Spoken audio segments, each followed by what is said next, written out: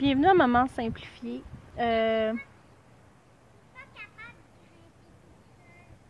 J'ai une vidéo vraiment poche à faire aujourd'hui, puis je sais pas quand que je vais le publier, mais il faut que je le fasse aujourd'hui quand même. Je suis présentement en train de faire une fausse couche, puis je trouve que c'est quelque chose qu'on parle pas beaucoup, puis que c'est important. Je veux faire la vidéo maintenant parce que c'est maintenant que je suis dans les émotions, c'est maintenant que je suis hormonale. Puis plus tard, je vais devenir objective, puis je vais avoir peut-être plus de misère à exprimer qu'est-ce que je vais exprimer aujourd'hui. Parce que c'est ma deuxième fausse couche que je fais. J'en ai fait une avant Viviane. Puis présentement, ça va quand même bien. J'ai un entourage qui est correct, mais à ma dernière, j'ai pas eu cette chance-là. Disons que le plus gros traumatisme a été la réaction des gens autour de moi, pas mal plus que la fausse couche elle-même, je pense. Fait que là, on dirait que même si j'ai pas de tout ça présentement, on dirait que ça ravive beaucoup de choses parce que il y a, je pense pas que c'est quelque chose qui va se comprendre tant si longtemps que tu ne le vis pas. Je me souviens même la veille que j'ai fait ma première fausse couche que j'ai dit des affaires qu'aujourd'hui je trouve complètement aberrantes, là.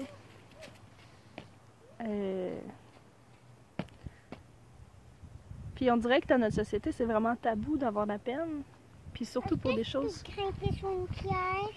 Tu peux grimper sur celle-là là-bas. Non, celle-là. Non, celle-là est trop proche de la rue. Puis des branches, tu peux tout te faire mal. Pourquoi? Parce que je veux pas celle-là, ok? Pourquoi? Si tu tombes en bas, tu peux tomber dans la rue. Tu peux grimper sur la pierre là-bas. Fait que surtout quand c'est des choses qu'on connaît pas, des fois, il y a des gens qui essayent. Je sais qu'il n'y a rien de tout ça qui est de la mauvaise foi, là, mais des fois, il faut savoir fermer sa gueule. Tout simplement. Puis je commence ça en disant que quand on perd un bébé, parce que c'est ça que c'est, je sais que une fois les hormones passées, une fois les émotions passées, puis une fois que quand tu l'as jamais vécu, c'est peut-être intense de dire ça comme ça, perdre un bébé. Quand en réalité, c'était juste des cellules ou c'était juste un petit embryon qui n'était pas conscient de rien, qui ressentait pas la douleur, ou peu importe ce qu'on va dire. Là. Ben, pour la mère, là, c'était un bébé. Puis à partir du moment qu'on voit le test positif sur le test, ben, c'est ça que c'est. Je veux dire, je connais pas beaucoup de mères à qui que ce que je vais exprimer, que ça s'applique pas dans celle avec qui j'en ai parlé, bien évidemment. Si ça vous touche pas, ben, c'est la vie, tant mieux. Mais c'est ça. Donc, perdre un bébé, ça commence par ça, le deuil de perdre un futur enfant qui était peut-être pas existant dans l'esprit des autres, mais qui l'était en tout cas dans la mienne, dans le mien.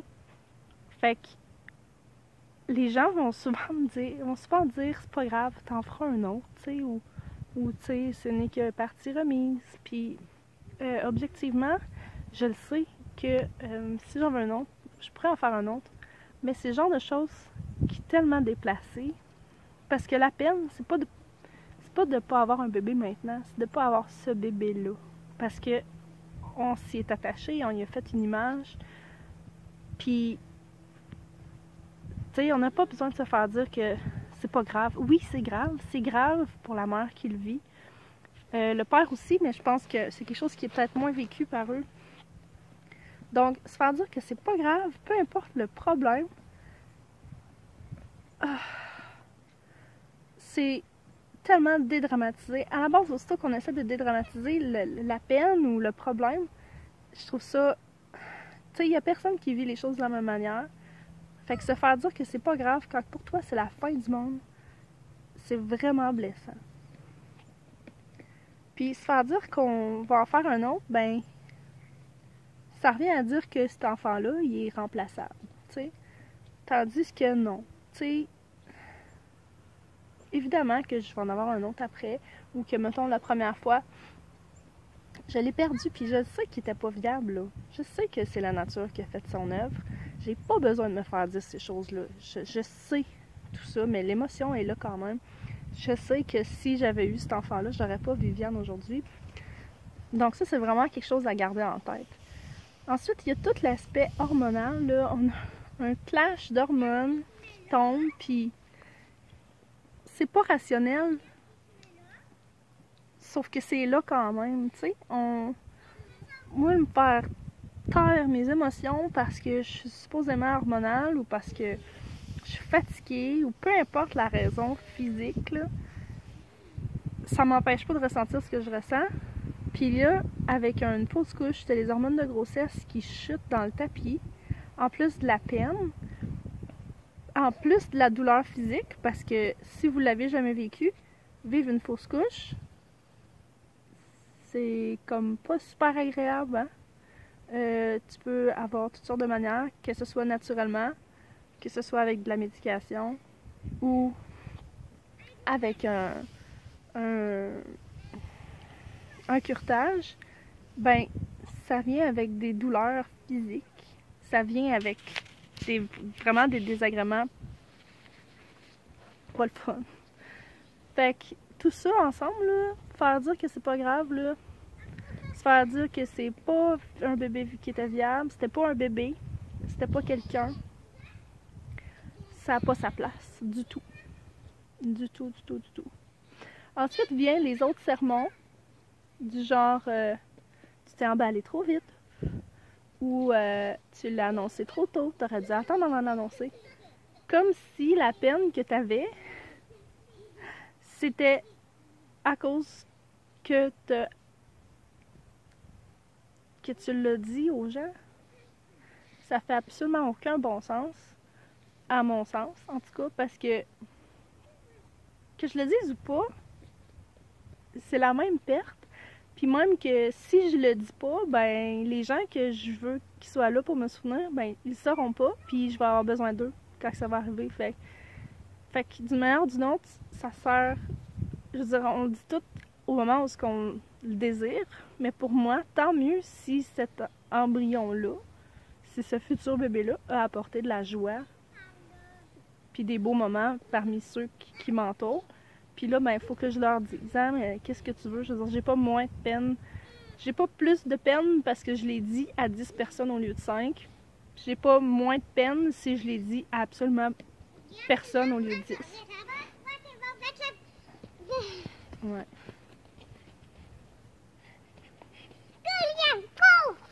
Ensuite vient les genres de ça pourrait être pire.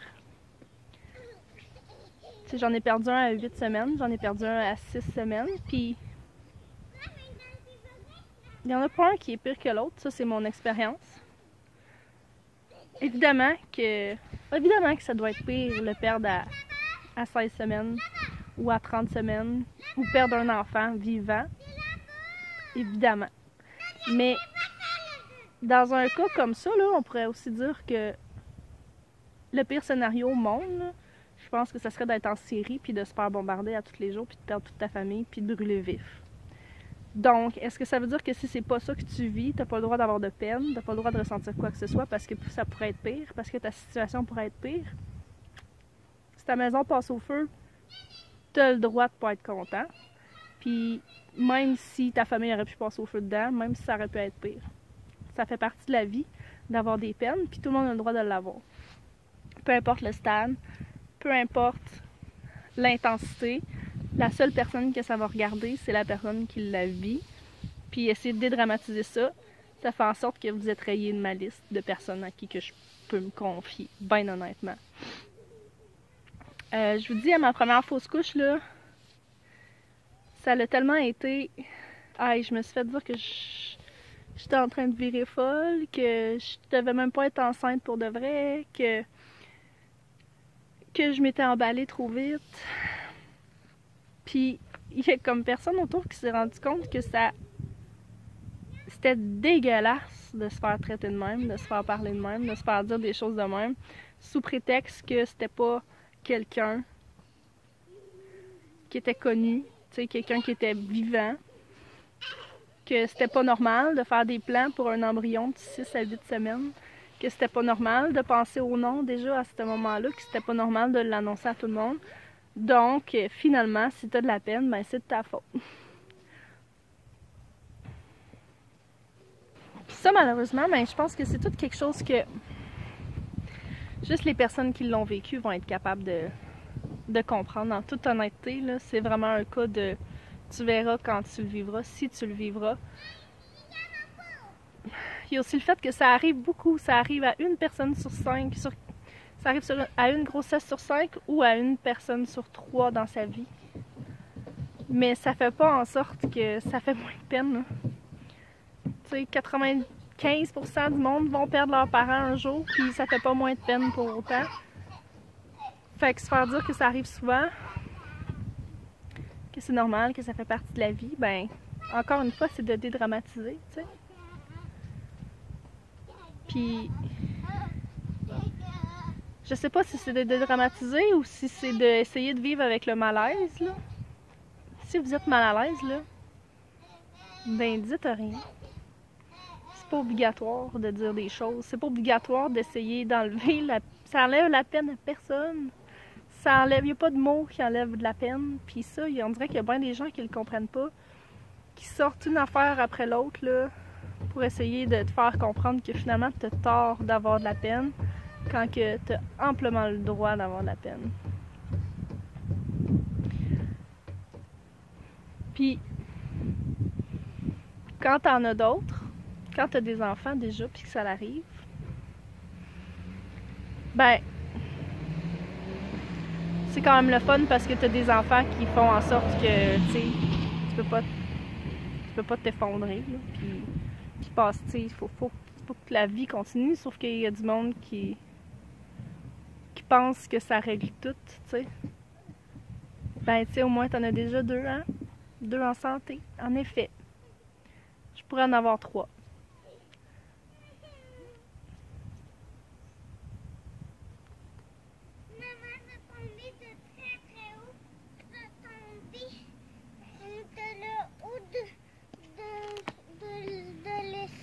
Oh!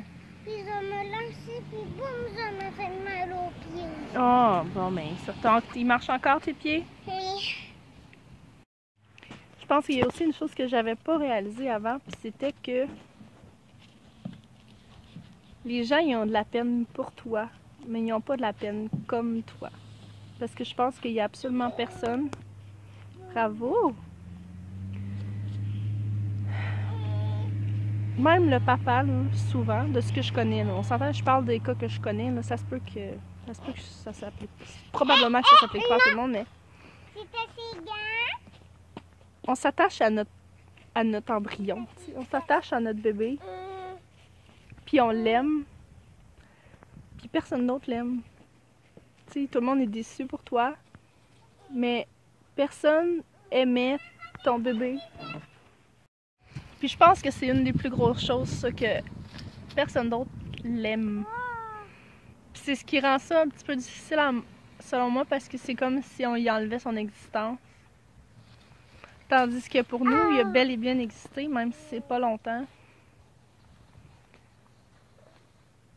Puis c'est ce que bien des gens comprennent pas. Tu sais, j'ai une amie qui vient de perdre son bébé aussi, à 16 semaines, elle, par exemple. Quelle amie? Puis, c'est de ça que je me rends compte à part de ça. En plus, c'est que j'ai énormément de peine pour elle aussi.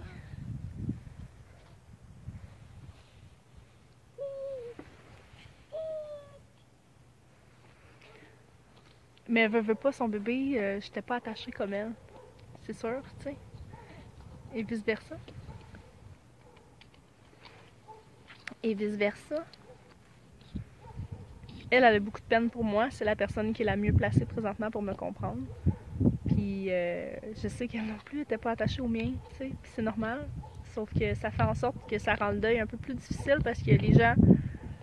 T'as personne qui a la même peine que toi. Puis ça se compare pas à d'autres choses. Puis si on le compare à perdre quelqu'un, on se fait prendre pour un hostie de malade parce que on ose comparer un embryon de 6 semaines à quelqu'un qui a vécu pendant 60 ans. On dirait que c'est impossible de faire le parallèle avec ceux qui l'ont jamais vécu. Puis ceux qui l'ont jamais vécu, souvent, vont être ceux qui vont être les plus maladroits. Puis le deuil périnatal, c'est quelque chose qui est réel. C'est quelque chose qui fait mal. Puis c'est pour ça que je vous en parle aujourd'hui. C'est pour ça que je fais mon vidéo présentement, quand j'ai la face longue.